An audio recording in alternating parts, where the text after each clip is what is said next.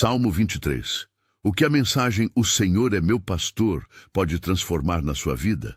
Quantas vezes você já murmurou essas palavras na pressa de um momento difícil, em oração automática, em funeral, ou mesmo num cartão, sem sentir o peso delas? E se eu te dissesse que "O Senhor é meu pastor" não é uma saudação espiritual confortável, é uma declaração que muda tudo? Sua identidade, sua rota, sua resposta ao medo e até a forma como você descansa. Neste vídeo vamos destrinchar verso por verso o Salmo 23 para descobrir como essa frase pode de fato transformar a sua vida. Pense em Davi não só como o rei poético, mas como o pastor que aprendeu na própria pele o que significa guiar e proteger uma vida frágil. Antes da coroa, ele carregou um cajado que não era apenas símbolo, mas ferramenta de sobrevivência. Foi esse pastor guerreiro, homem de campo e de batalha, que escreveu o que depois se tornou uma bússola para o povo de Deus. À primeira vista, o Salmo nos dá consolo. De perto, ele se revela como um manual de batalha e guarida. Quando o salmista declara, "O Senhor é meu pastor", isso é mais que afeto. É vínculo. Pertencer a um pastor implica duas rupturas: abandonar a ilusão de autossuficiência e abrir mão do medo de estar sozinho. O pastor bíblico não é apenas alguém que canta canções. Ele caminha, arrisca, traz de volta ovelhas que foram feridas e coloca o próprio corpo entre o predador e o rebanho. É impossível entender essa frase sem lembrar de João 10, onde Jesus se apresenta como o bom pastor que dá a vida pelas ovelhas. Não é metáfora suave, é compromisso com risco real. O efeito prático disso na vida de quem escuta hoje é direto: identidade. Você se move de "eu estou por conta própria" para "alguém me guia, alguém me sustém". E essa mudança não é simbólica, ela altera decisões, reduz a ansiedade que nasce da ideia de que tudo depende só de você. Você não precisa provar nada, você está sob comando. Esse comando pode reorientar sua agenda. E atenção, às vezes Deus ordena descanso. Sim, descanso ordenado. Não um retiro opcional, mas uma interrupção divina que visa preservar. Se você já sentiu que o Salmo 23 é mais do que consolo, curta o vídeo para que mais pessoas possam redescobri-lo. Quando o texto fala em fazer o homem deitar em pastos verdejantes, não estamos falando de uma massagem espiritual. Imagine a imagem: um pastor que olha, reconhece que uma ovelha está exausta e simplesmente a obriga a parar. Em termos humanos, há momentos em que precisamos ser interrompidos. A depender da sua cultura, isso soa como perda de produtividade. No reino de Deus, muitas vezes é intervenção salvadora. Deus nos tira do corre-corre para nos inserir na cura. Ele nos faz deitar, e esse verbo tem peso de comando, de proteção ativa. Descansar sob a autoridade do pastor quebra o ritmo destrutivo do burnout. Pense em quantas pessoas você conhece que só conseguem repousar mediante exaustão completa. O corpo desmaia e então o descanso chega. O Salmo propõe outra lógica. O pastor, o mesmo que guia no combate, também impõe limites ao trabalho da ovelha. Se você vive numa sociedade que enaltece produtividade a qualquer custo, essa palavra colide com tudo ao seu redor. Não é frescura, é cuidado preventivo. Deus sabe o que acontece quando nossa mente e corpo desabam. Ele age antes, nos pousando em pastos que alimentam. Seguir adiante, o Salmo nos conduz às águas tranquilas. A imagem é nítida. É fácil para uma ovelha beber de um riacho calmo. Em correntezas, ela seria levada. Em linguagem cotidiana, as águas tranquilas representam ambientes e ritmos que não nos arrastam para o pânico, para a decisão irracional, para o desespero. Quando alguém nos guia a águas seguras, o objetivo é preservar a vida. Não se trata de evitar toda dificuldade, mas de chegar ao coração da tempestade com presença e clareza. Aqui entra uma palavra hebraica curta e essencial: shuv, restaurar, fazer voltar. Ele restaura a minha alma. Esse verbo descreve o pastorear que levanta o que foi derrubado. Imagine uma ovelha que tropeçou, que foi mordida por carrapato, que se afastou do rebanho. O pastor encontra, trata, libera de novo. Não é apenas consolo abstrato, é ação prática. Isso nos remete também à cena de Pedro após a negação. Jesus não apenas repreendeu, ele chamou Pedro e o restaurou para a missão. Restauração bíblica é reabilitar para o serviço e para a dignidade. Não um aplique temporário, mas retorno ao caminho. Não podemos confundir restauração com garantias logísticas. O salmista não afirma que nunca haverá dor física, perdas ou tragédia. Ele diz que no âmago da vida existe alguém que resgata, que reposiciona, que traz de volta ao propósito. É ação de cura que pode incluir disciplina, cura emocional, até restabelecimento de oportunidades, sempre sob a mão soberana de Deus, que opera segundo sua sabedoria e tempo. Seguir esses pastos e águas leva aos caminhos da justiça. Caminhos, não atalhos, não rampas confortáveis, mas rotas marcadas pela direção certa. A justiça aqui não é mero moralismo. É viver na rota que honra o caráter de Deus e, por isso, produz vida. Caminhos de justiça implicam escolhas que podem parecer estranhas ao mundo, renunciar a ganhos fáceis, arriscar integridade em ambientes corruptos, escolher verdade quando a mentira promete lucro. O pastor nos guia por esses caminhos estrategicamente. Nem sempre os mais fáceis serão os mais seguros. Mais ainda, por amor do seu nome. Esse acréscimo desfoca o centro da fé de mim para ele.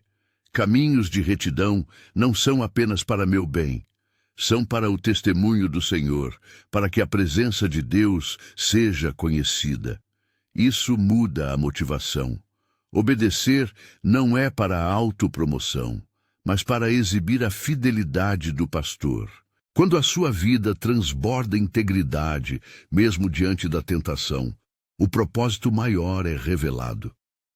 Você já teve que andar por um caminho que parecia estar te levando para o nada, mas olhando para trás, viu que era uma preparação. Pense em José no Egito. Os caminhos que aparentavam ruína foram na direção de Deus, formação. Caminhos de justiça podem ser a via da formação, dura, mas com propósito. Eles também são proteção, porque um rebanho guiado por trilhas seguras não se perde em terrenos traiçoeiros. E então chegamos ao ponto que muda o tom do salmo. Ainda que eu ande pelo vale da sombra da morte. Note a transição de linguagem. Até aqui, o salmista fala de Deus como Ele. Nesse momento, a fala se volta para tu. É um movimento íntimo. No perigo, o discurso não é mais sobre o que Deus faz. É uma conversa direta com o pastor. Isso é fundamental. Proximidade em crise. Não se trata apenas de uma doutrina sobre o cuidado divino, mas de relacionamento que persiste quando o medo é real e a presença parece ausente. O vale da sombra da morte não é somente hipérbole literária, é reconhecimento da experiência humana de caminhar por regiões onde a morte é uma possibilidade.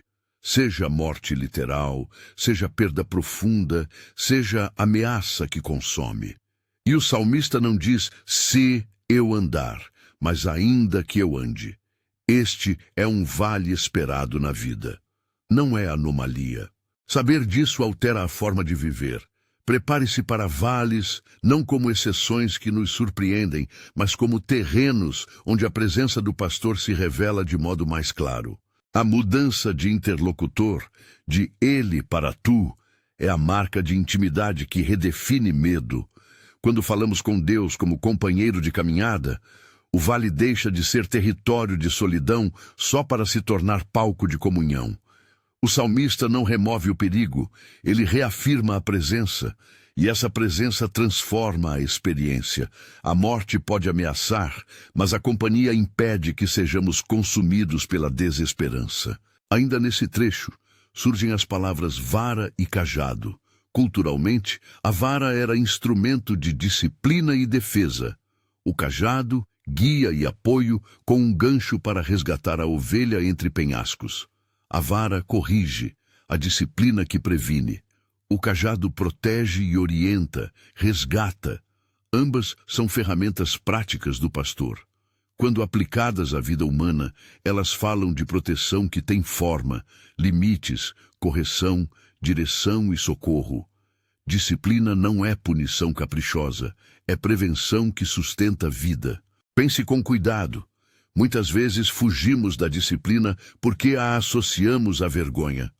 Mas a vareta, no contexto do pastor, existe para que a ovelha não encontre o predador. A disciplina divina, portanto, é medida de amor que visa a sobrevivência e a restauração. E o cajado, que nos tira de precipícios, mostra que a liderança do pastor inclui meios concretos de resgate. Há também uma mudança na sua própria voz, quando você aprende a aceitar esses instrumentos. Ao invés de reagir em fúria, você pode acolher limites que preservam. Em vez de negar a correção, podemos pedir ajuda para atravessar o terreno difícil. A pergunta que fica é direta. Quando foi a última vez que você deixou alguém, o pastor, puxar sua vida com um cajado para fora do abismo? Chegamos então a uma imagem que costuma surpreender. Preparas uma mesa diante dos meus inimigos. À primeira vista, essa cena é quase cinematográfica. Um banquete em terreno aberto, o salmista sentado enquanto adversários observam. Isso não é promessa de ausência de conflito, é promessa de honra em meio à luta. Deus não apenas protege, Ele dignifica. A mesa é sinal de provisão e reconhecimento público. Em contextos bíblicos, receber óleos, pão e coberturas em público era gesto de restauração e distinção. Entenda bem, não se trata de promessas de prosperidade material automática. A mesa simboliza a soberania de Deus, que concede honra e sustento visíveis, mesmo quando forças contrárias se reúnem. É uma inversão de expectativas. O inimigo espera ver nos restos, o pastor serve um banquete. Há ainda o gesto da unção. Unges a minha cabeça com óleo. No ambiente cultural do Oriente Próximo, ungir a cabeça tinha função prática, proteger contra parasitas, e simbólica, conferia bênção e missão. A unção era sinal de cobertura divina e capacitação para a tarefa, além de símbolo de hospitalidade. Quando ligamos isso ao Novo Testamento, encontramos Jesus como cumprimento do pastor que não só guia, mas unge e envia. A unção não remove desafios, mas dá capacitação e propósito em meio a eles. Não é fórmula mágica, é posse de missão e presença de Deus na missão. E a ideia de ser ungido nos lembra que, como povo de Deus, recebemos também autoridade e responsabilidade para viver o chamado de forma concreta. Depois dessas imagens de provisão e unção, o Salmo faz uma afirmação que vira cabeça. Certamente que a bondade e a misericórdia me seguirão todos os dias da minha vida. A palavra hebraica para seguir, aqui, é radaf, perseguir. Pense nisso. Não somos nós perseguindo a graça, é a graça que nos persegue. Essa inversão quebra a lógica do esforço. Em vez de correr atrás das bênçãos, a bênção corre atrás de nós. Mas não é perseguição passiva.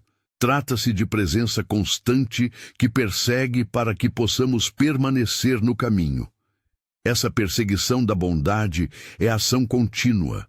Não significa que não haverá provações, mas que benevolência e fidelidade de Deus nos alcançam, nos mantêm de pé e nos cercam. E do outro lado da frase vem a promessa de habitar na casa do Senhor para sempre. Habitação que não é acessório, mas destino e presente. Habitar implica permanência, não visitas periódicas. A casa do Senhor é comunidade, intimidade e lar. Até aqui, se fizermos um balanço prático, este salmo redefine descanso, disciplina, provisão, honra, missão e destino. Tudo isso começa na Assunção. O Senhor é meu pastor. Se essa frase for verdadeira para você hoje, as implicações são enormes. Seus dias de descanso podem ser comandados por Ele. Suas escolhas orientadas, suas correções, vistas como proteção, suas honras, oferecidas mesmo diante de oposição, sua vida cercada por misericórdia que não dá trégua. Mas há um ponto que exige coragem: o vale. O texto não promete que o pastor vá tirar você do vale antes de sentir frio, trevas ou angústia. Ao contrário, ele está lá dentro com você. A grande pergunta, então, é prática e direta. Quando você entrar em um vale, qual será a sua reação? Fugir, resistir, culpar ou falar com aquele que já prometeu caminhar contigo? A intimidade que se revela no vale é o lugar onde a fé é refinada e o pastoreio se torna visível. É nesse limiar entre a promessa de pastoreio e o reconhecimento do vale que muitas pessoas travam. Elas entendem a linguagem poética, mas não sabem aplicar quando a realidade aperta. Por isso precisamos aprender a distinguir o que é descanso imposto, o que é presença consoladora e o que é disciplina amorosa. Cada um desses elementos tem uma função definida no cuidado divino. Aceitar essa tríade é permitir que o pastor conduza cada área da sua vida: corpo, mente e propósito. E se você, neste momento, sente-se seco ou distante, saiba que isso também faz parte do caminho do pastor. Muitas ovelhas atravessam paisagens que parecem sem pasto antes de chegar ao verde. O que muda não é a presença do pastor, mas a nossa percepção. Pergunte-se: você tem contado as evidências da presença daquele que te guia, ou tem medido apenas o terreno árido ao redor? A resposta a essa pergunta determinará seu próximo passo. Agora que chegamos a essa encruzilhada entre a promessa e o vale, pense comigo: aceitar a identidade de ovelha sob um pastor que ordena descanso, guia a águas seguras, restaura e honra, exige coragem, requer abandonar o controle e permitir que o cajado te recupere quando estiver à beira de um precipício. Requer admitir que a vara às vezes dói porque te protege. Requer crer que até a mesa diante do inimigo é sinal de uma presença que expõe e transforma. Segurar essa tensão não é exercício para fracos, é a disciplina do caminho.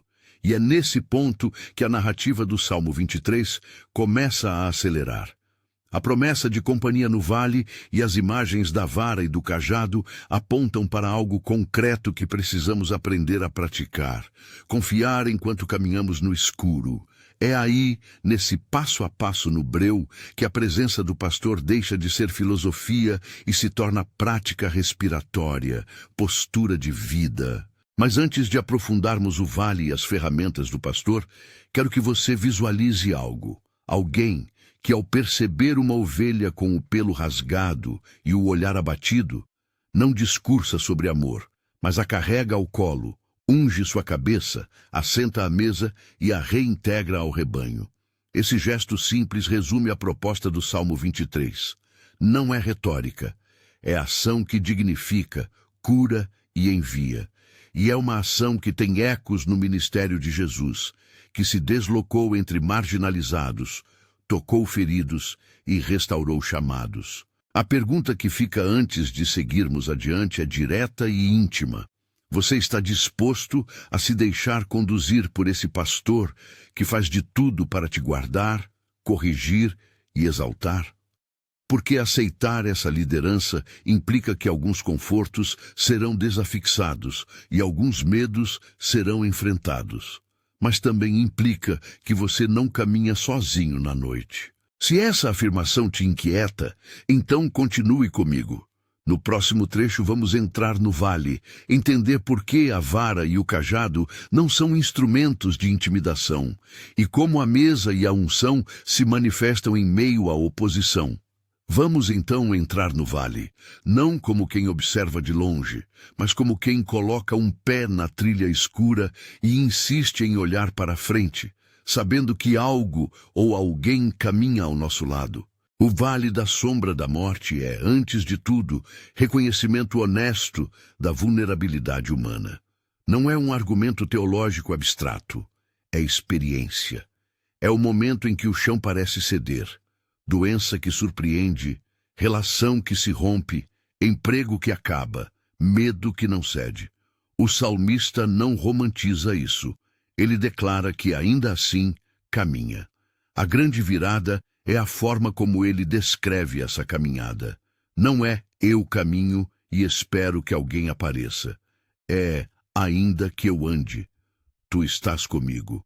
O sujeito muda de observador para conversa íntima. Em plena escuridão, ele fala com o pastor. Essa intimidade em meio ao perigo revela duas coisas cruciais.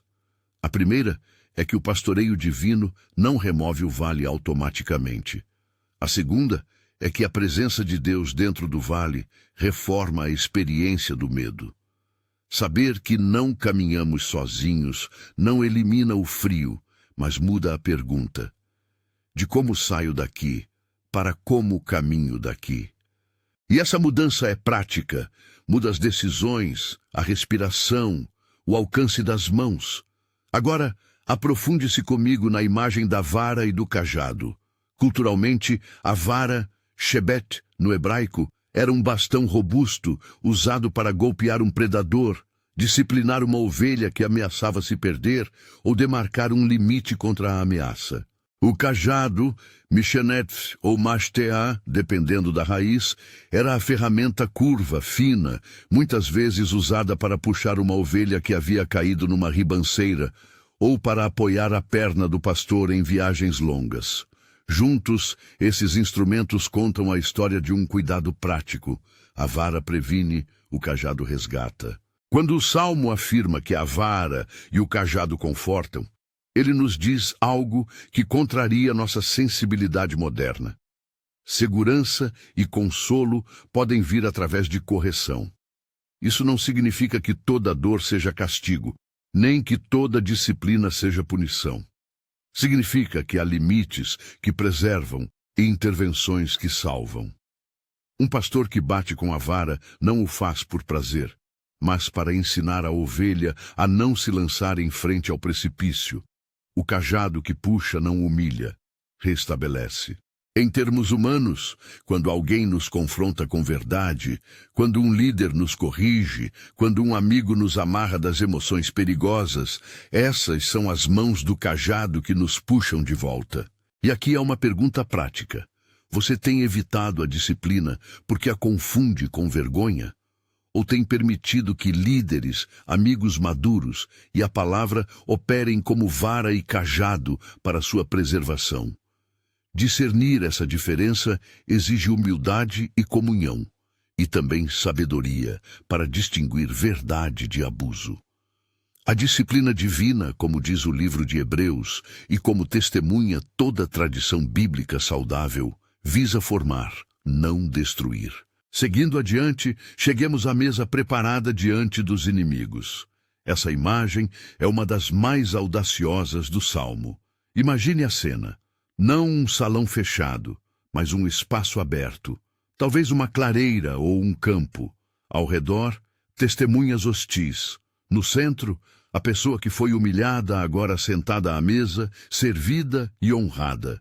O que é essa mesa? É provisão em público, é restauração diante de quem esperava ver vergonha. É Deus dizendo: eu sustento e dignifico, mesmo quando o cenário conspira contra você. Para entender melhor, pense em relatos bíblicos. José saiu do poço, da casa de Potifar, da prisão, e acabou em posição de honra diante de quem poderia tê-lo destruído. Daniel, no meio da corte estrangeira, manteve-se fiel. Sua integridade acabou por testemunhar diante daqueles que não acreditavam no seu Deus. Em ambos os casos, há um elemento de exposição. A vida honrada diante de inimigos se torna testemunho. A mesa é a revelação da soberania divina que transforma humilhação em honra. Mas atenção! A mesa não é promessa automática de mesa material em cada dificuldade. É promessa de que, mesmo quando somos atacados, existe provisão e iniciativa divina para reintegrar e honrar. Muitas vezes, a mesa manifesta-se como oportunidade de cura, reconciliação ou posicionamento para servir com autoridade renovada. Às vezes, é simplesmente o pão que chega no dia certo. A mesa é a evidência visível de que o pastor zela pelo rebanho, mesmo quando há oposição. A unção, por sua vez, unges a minha cabeça com óleo, carrega camadas práticas e simbólicas. No Oriente Antigo, o óleo tinha função higiênica, evitava parasitas, ajudava a proteger a pele do calor e da poeira. Simbolicamente, ungir significava designar. Rei, sacerdote, profeta eram ungidos. Samuel ungiu Davi. Davi foi preparado, de pastor a rei, pelo ato da unção. O óleo anuncia duas coisas simultâneas: proteção e missão. Quando você é ungido, há uma capa de cuidado e uma designação de propósito. No horizonte cristão, essa unção encontra cumprimento em Jesus, o Messias, o Cristo, que literalmente significa o ungido. João 10 afirma o cuidado pastoral em carne e osso. João 14 fala da presença que permanece. A unção, portanto, não é um talismã pessoal, é marca de missão. Ela não garante ausência de conflito, mas garante capacitação dentro do conflito. É a cobertura que torna possível a vocação. Isso explica por que muitos servos de Deus foram ungidos e ainda assim enfrentaram perseguição. A unção não anula a luta, ela nos equipa para enfrentá-la com propósito. Como isso se manifesta hoje? Em bênçãos inesperadas que alimentam a missão, em oportunidades que abrem portas para testemunhar, em coragem que surge no meio da dor.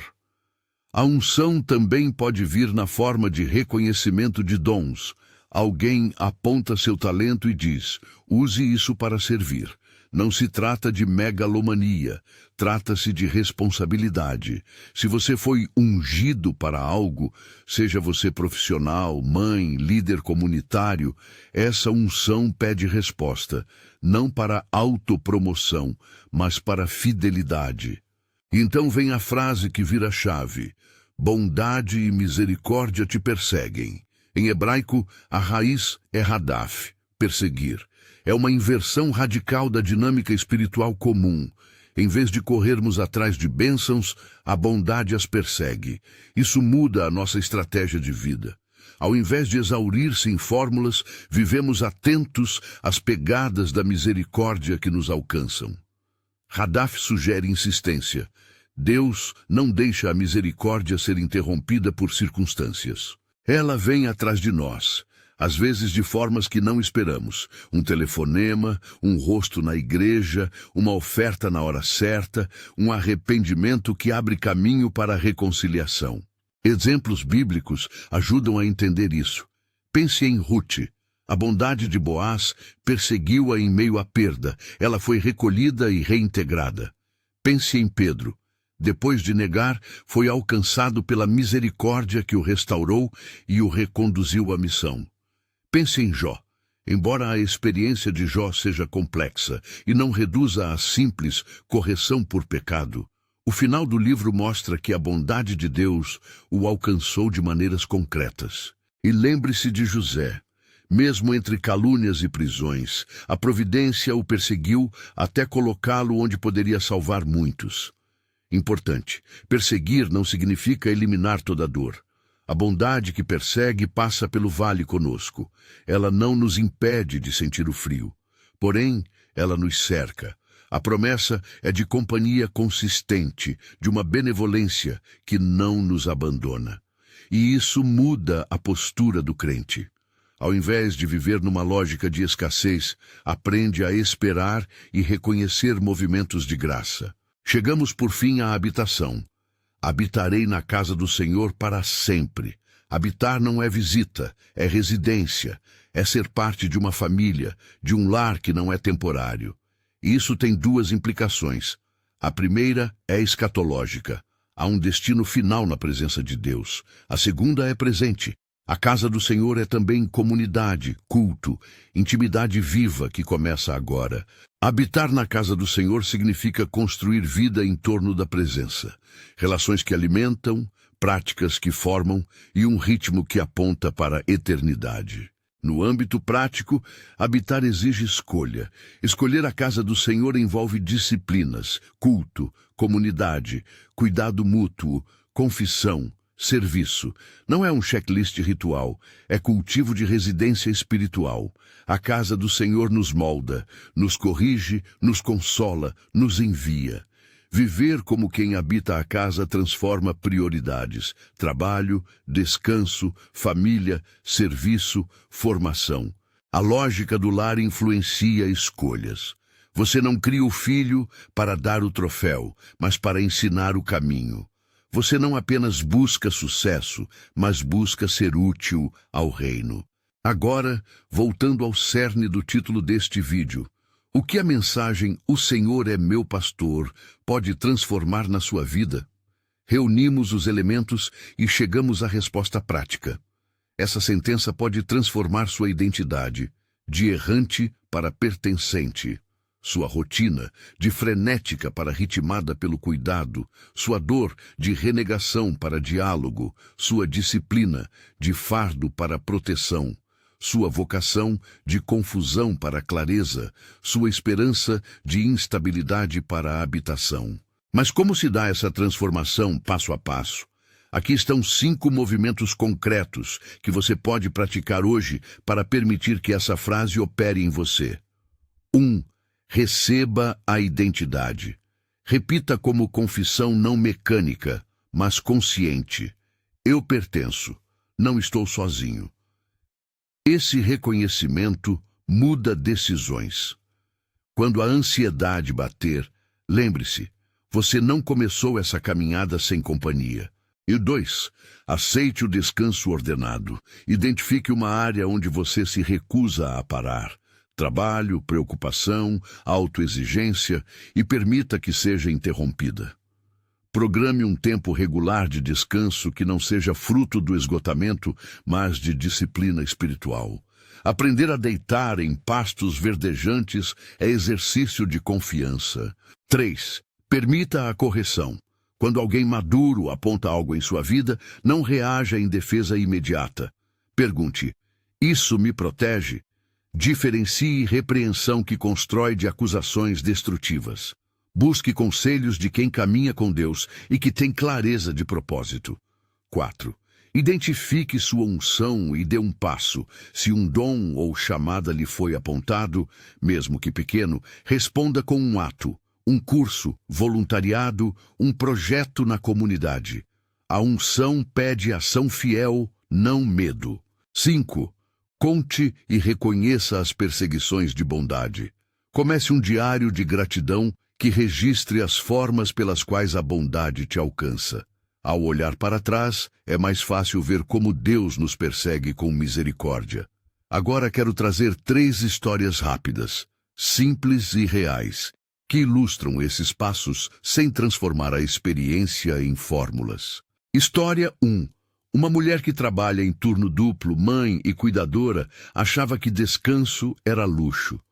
Um pastor na igreja, percebendo seus sinais de exaustão, ordenou: "Você vai tirar sábado. Eu vou cuidar das coisas da igreja por um tempo."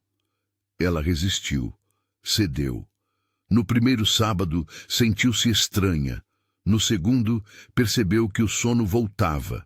No terceiro, sentiu-se redimida.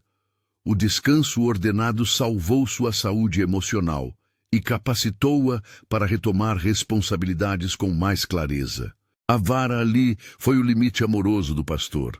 O cajado foi o socorro que a reteve de um colapso. História 2. um jovem talentoso, tinha a oportunidade de subir numa carreira que pedia ética duvidosa. Ele orou, pediu conselho e preferiu um caminho mais estreito. No processo, uma porta fechou, outra abriu, anos depois, onde ele pôde usar seu dom sem culpa e com impacto real. Caminhos de justiça nem sempre são fáceis. Às vezes, dá trabalho. Mas a história dele mostrou que seguir trilhas certas protege do arrasto moral do mundo. História 3. Um homem ferido em relações acumulou amargura. Foi convidado a participar de um grupo de restauração. A princípio resistente, foi acolhido, recebeu reconciliação e foi reintegrado a relacionamentos. A mesa foi preparada em sua frente. A unção, em forma de serviço e novo propósito, o posicionou para ajudar outros com relatos semelhantes. A misericórdia o perseguiu e não o deixou na solidão.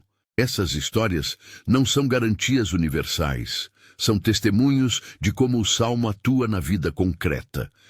Nada do que eu digo pretende popularizar sofrimento, nem promover discurso de basta ter fé que tudo será fácil. O texto bíblico é honesto com o vale. O que ele faz é prometer presença, cuidado e propósito, e isso por si só transforma. Antes de encerrar, algumas perguntas diretas para você responder em silêncio ou nos comentários. Qual trecho do Salmo 23 mais bateu no seu coração hoje? Em que área você precisa permitir que a vara e o cajado operem? Que passo você pode dar para habitar mais a casa do Senhor esta semana? Fechemos com um chamado prático e pastoral. Se você se sentiu tocado por essa leitura, se percebe que a frase "O Senhor é meu pastor" precisa sair do lugar comum e tomar posse da sua vida, escolha uma ação agora. Marque uma conversa com alguém de confiança, separe um tempo de silêncio para ouvir, descarregue em palavras aquilo que pesa. Transformação exige passos. Senhor, reconhecemos que muitas vezes caminhamos cansados, com a voz rouca e os olhos cansados de procurar. Pedimos que Tu nos ensines a descansar sob Teu comando, a aceitar os limites que nos preservam, a receber a unção que nos envia e a acolher a misericórdia que nos persegue. Fortalece-nos para andar pelos vales sem perder a fé. Dá-nos olhos para ver a mesa que preparas e coragem para habitar a Tua casa. Que a nossa vida, em simplicidade e fidelidade, reflita aquele que cuida, protege e honra. Amém. Se este vídeo mexeu com você, compartilhe com alguém que precisa lembrar que não está sozinho. Comente abaixo. Qual verso do Salmo 23 mais falou ao seu coração hoje? Inscreva-se para continuarmos caminhando juntos por essas palavras que transformam.